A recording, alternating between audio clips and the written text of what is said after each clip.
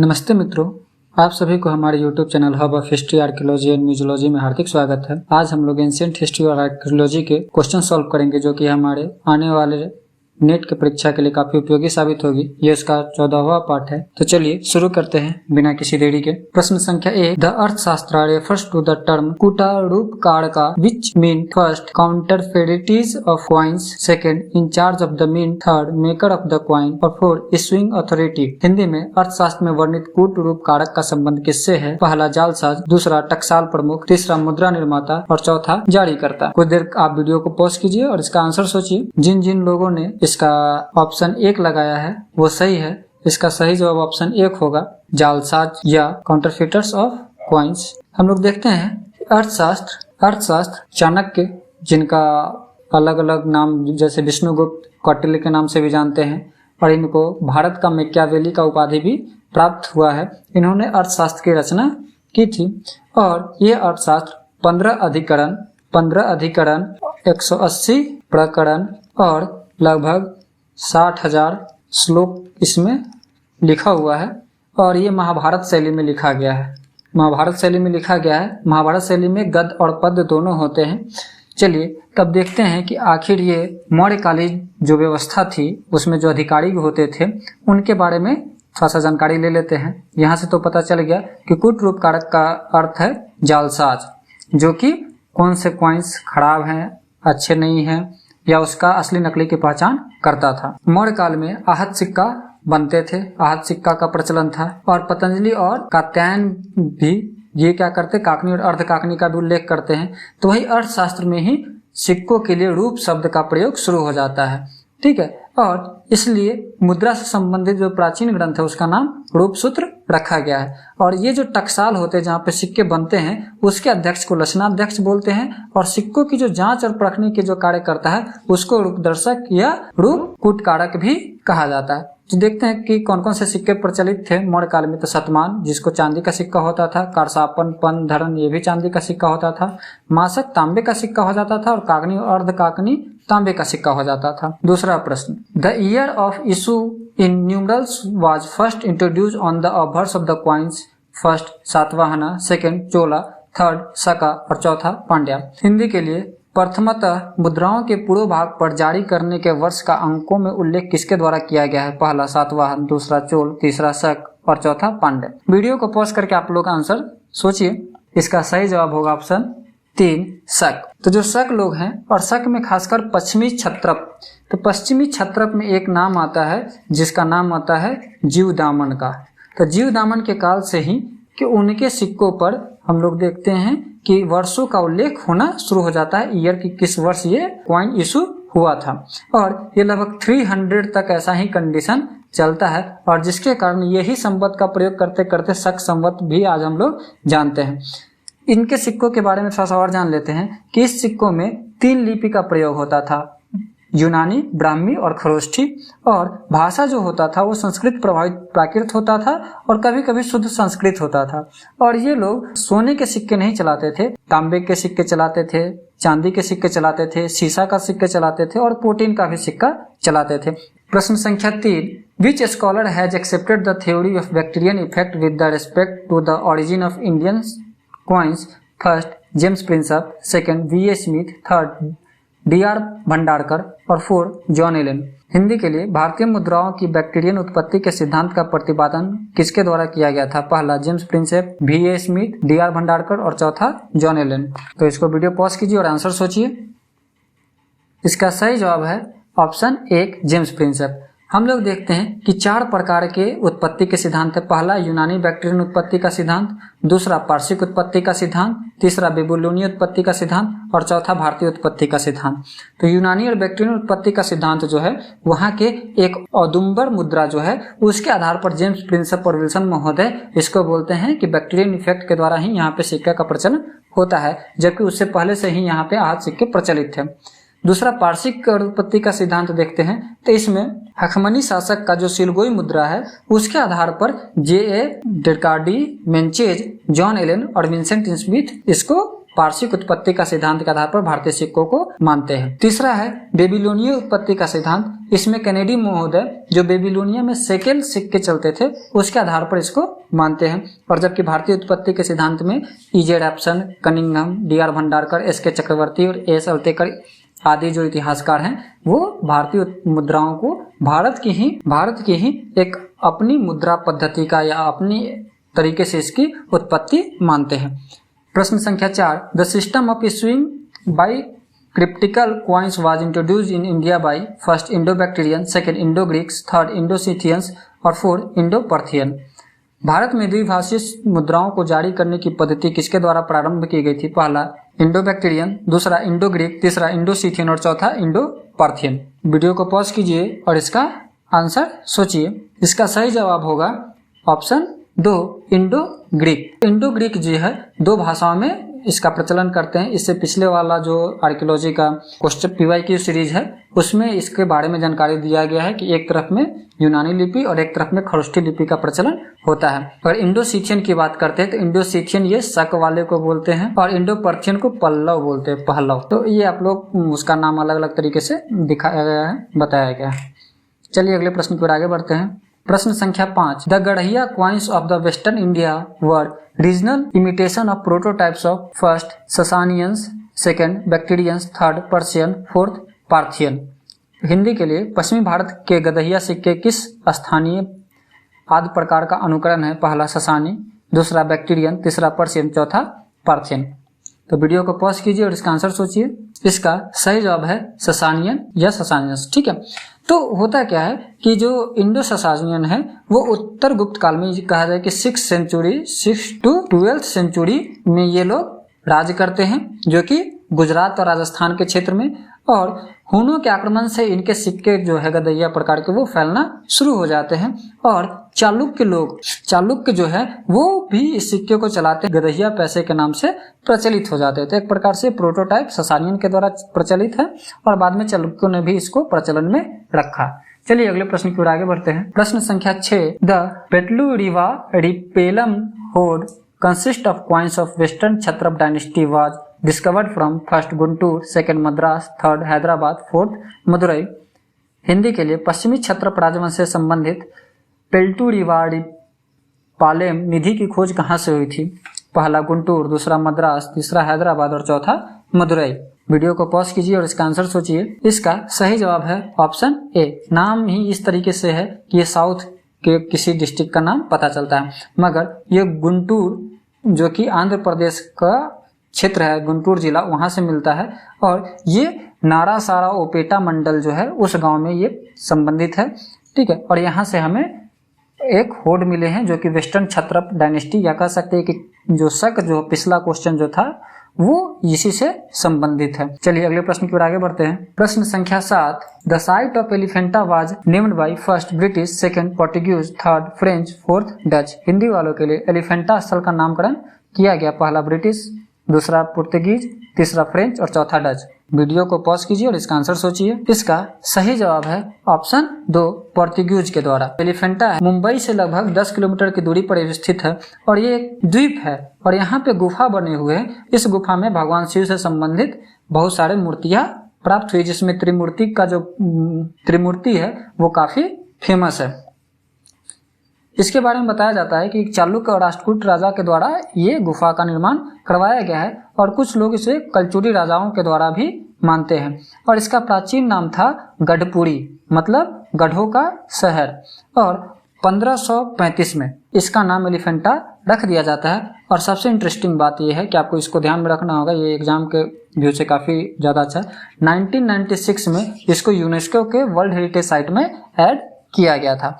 इससे संबंधित कोई भी बुक रेफरेंस आपको चाहिए तो वो हमारे टेलीग्राम चैनल हब ऑफ हम पर मिल जाएगा। इसका लिंक डिस्क्रिप्शन में दिया गया है। चलिए अगले प्रश्न की ओर आगे बढ़ते हैं। प्रश्न संख्या 8, the earlier epigraphic reference to Samaveda is from first Damru, second Sirpur, third Malhar, fourth ताड़ीघाट। हिंदी के लिए सामवेद का प्रारंभिक अभिलेखीय संदर्भ कहाँ से प्राप्त है? पहला डमरू, दूसरा सिरपुर, तीसरा मल्हार और चौथा ताड़ीघाट। वीडियो को पॉज कीजिए, इसका आंसर सोचिए। इसका सही जवाब है ताड़ीघाट। अगर हम लोग बात करते हैं तो ये JR भगत के द्वारा 2013 से 15 में इस जगह का उत्खनन हुआ था और ये डमरू क्षेत्र में ही पड़ता है। ये पूरा इलाका जो है वो डमरू क्षेत्र में ही पड़ता है और ये छत्तीसगढ़ में पड़ता है और यहाँ पे लगभग 8000 BC के एविडेंस मिले हैं और यह एक व्यापारिक केंद्र हुआ करता। तो डमरू, सिरपुर, मल्हार, ताड़ीघाट सब एक ही क्षेत्र से संबंधित है, मगर हम लोग अगर अभिलेखीय संदर्भ की बात करते हैं तो उसमें ताड़ीघाट आता है जहाँ पे सामवेद का हमें अभिलेखीय संदर्भ प्राप्त होता है। चलिए अगले प्रश्न की ओर आगे बढ़ते हैं। प्रश्न संख्या 9, the earliest arch decoration can be seen on the doorway of first Lomas Rishi cave, second Sudama cave, तीसरा सीतामढ़ी केव और चौथा गोपिका केव। हिंदी के लिए प्रारंभिक अलंकृत मेहराब द्वार कहाँ देखा जा सकता है? पहला लोमस ऋषि गुहा, दूसरा सुदामा गुहा, तीसरा सीतामढ़ी गुहा और चौथा गोपिका गुहा। वीडियो को पॉज कीजिए और इसका आंसर सोचिए। तो इसका सही जवाब है ऑप्शन ए, लोमस ऋषि गुहा। ये बिहार के जहानाबाद जिला में ये पड़ता है और यहाँ पे 2 बराबर और नागार्जुनी 2 पहाड़ियां हैं। इसी 2 पहाड़ियां में लगभग 7 गुफा बने हैं जो कि मौर्यकालीन है और सबसे प्रारंभिक साक्ष्य जो है गुफा निर्माण का वो यहीं से प्राप्त होता है, जिसका टाइम पीरियड अगर हम देखें मौर्यकालीन है तो 3rd सेंचुरी BC माना जाता है। इसमें सबसे पहला आता है कर्ण चौपर, दूसरा आता है आपका सुदामा, तीसरा आता है आपका लोमस ऋषि ये वाला और चौथा आता है विष्णु झोपड़ी जो कि बराबर में है आपका अवस्थित है। और लोमस ऋषि का पुराना नाम गोरथगिरी, यहाँ पे जो इंस्क्रिप्शन मिला है उसमें गोरथगिरी नाम दिया गया है लोमस ऋषि गुफा का या इसके पहाड़ी का। और इसका जो डेकोरेशन हुआ है ये डेकोरेशन ये गुप्त काल का माना जाता है कि ये गुप्त काल में डेकोरेशन किया गया है, जहाँ पर हाथियों का समूह दोनों तरफ से बीच में जो स्तूप बना हुआ है उसकी ओर जा रहा है। मगर कहा जाए तो ये आजीवक को दिया गया गुफा था। चलिए अगले प्रश्न की ओर आगे बढ़ते हैं। प्रश्न संख्या 10, which of the following site is not located in Punjab?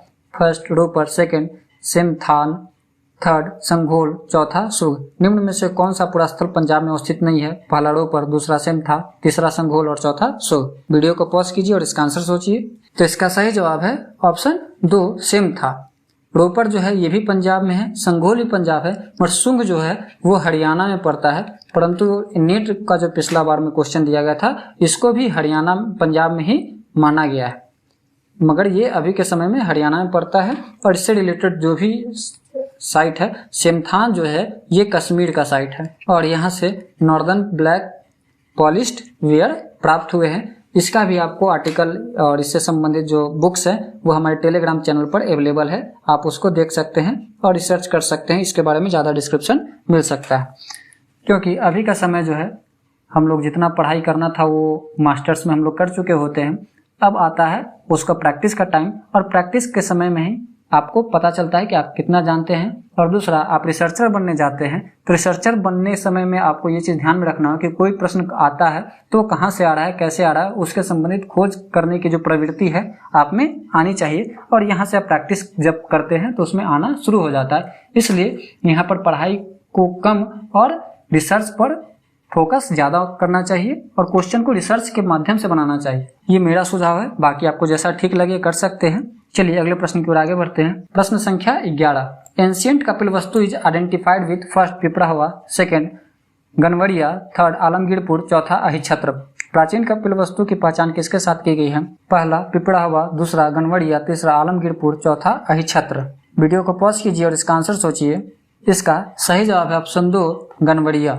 इसके बारे में भी हमारा फोटो जो है टेलीग्राम चैनल पर आपको मिल जाएगा कि गनवरिया क्यों है, क्योंकि पिपराहवा से हमें स्तूप मिलते हैं, मगर कपिल वस्तु की अगर पहचान किया जाए तो ये इसका सिटी जो मिलता है वो सिटी मेन गनवरिया में ही होता है। वहाँ पे जो खुदाई होती है वहीं से प्राप्त होती है और यहाँ से एक सील मिला है जिसमें कपिल वस्तु का लीजेंड प्राप्त होता है। तो इस प्रकार से गनवरिया इसका सही जवाब होगा। पिपराहवा अधिकतर लोग कपिल वस्तु को पिपराहवा मानते हैं जो कि गलत है। और सिटी की बात किया जाएगा तो वो गनवरिया आलमगीरपुर आपका हड़प्पा साइड से रिलेटेड है। चलिए अगले प्रश्न की ओर आगे बढ़ते हैं।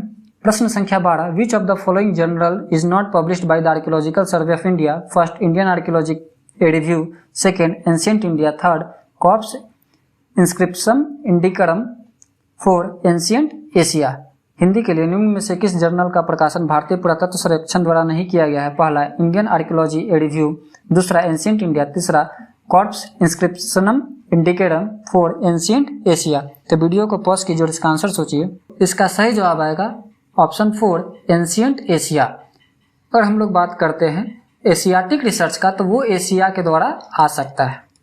एशियाटिक रिसर्च जो है वो एशिया एएसआई के द्वारा आ सकता है, बल्कि एंशिएंट एशिया नहीं आया, जबकि ये तीनों जर्नल का जो पब्लिशर है वो आपका एएसआई ही पब्लिश करवाता है। तो इस प्रकार से इसका सही जवाब होगा ऑप्शन 4। चलिए अगले प्रश्न की ओर आगे बढ़ते हैं।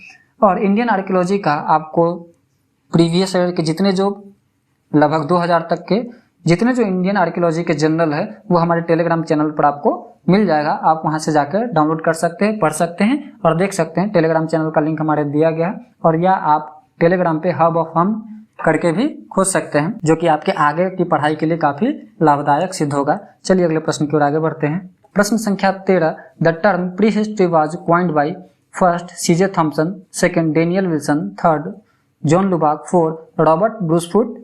और हिंदी के लिए प्री हिस्ट्री शब्द का प्रतिपादन किसके द्वारा किया गया? पहला CJ Thompson, second Daniel Wilson, third John Lubbock और फोर्थ आरबी फुट या रॉबर्ट ब्रूसफुट। तो वीडियो को पॉज कीजिए और इसका आंसर सोचिए। इसका सही जवाब है ऑप्शन 2 डेनियल विल्सन। तो ये जो है ये प्री हिस्ट्री का क्वाइन करते हैं लगभग 1851 में। और सीजे थॉम्सन की बात करते हैं तो ये 3 एजेस जो सिस्टम है देते हैं। अगर हम लोग जॉन लुबाक की बात करते हैं तो ये पैलियोलिथिक एंड नियोलिथिक का जो टर्म है जो जॉन लुबाक देते हैं, और रॉबर्ट ब्रूसफुट को फादर ऑफ इंडियन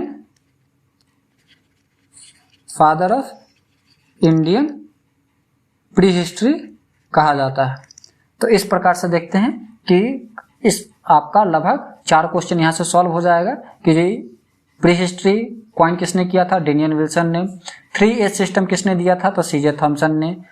पैलियोलिथिक और नियोलिथिक टर्म किसने दिया था? तो जॉन लुबाक के। और father of Indian pre history किसको बोला जाता है? तो आरबी फुट या रॉबर्ट ब्रूसफुट को कहा जाता है।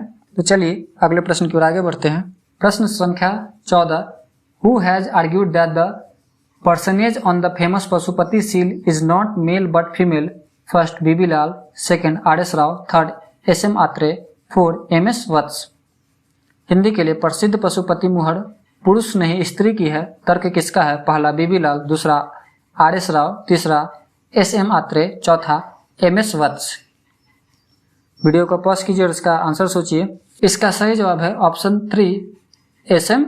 आत्रे। चलिए अगले प्रश्न की ओर आगे बढ़ते हैं। प्रश्न संख्या 15, the evidence of carnelian heating kiln has been found from the site of first Dholavira, second Ganweriwala, third Lothal, 4 Rojdi.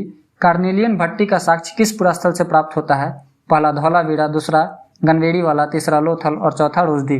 तो इसका आंसर सोचिए और इसका जवाब दीजिए। इसका सही जवाब है ऑप्शन 3 लोथल, क्योंकि हम लोग जानते हैं कि 2 ही ऐसे साइट मिलते हैं इंडस्ट्रियल साइट, जो कि एक चनहुद्रो रहता है और दूसरा लोथल रहता है। तो आज के लिए इतना ही।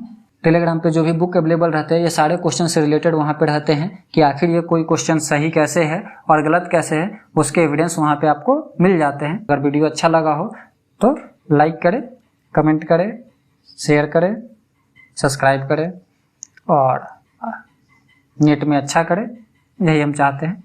धन्यवाद।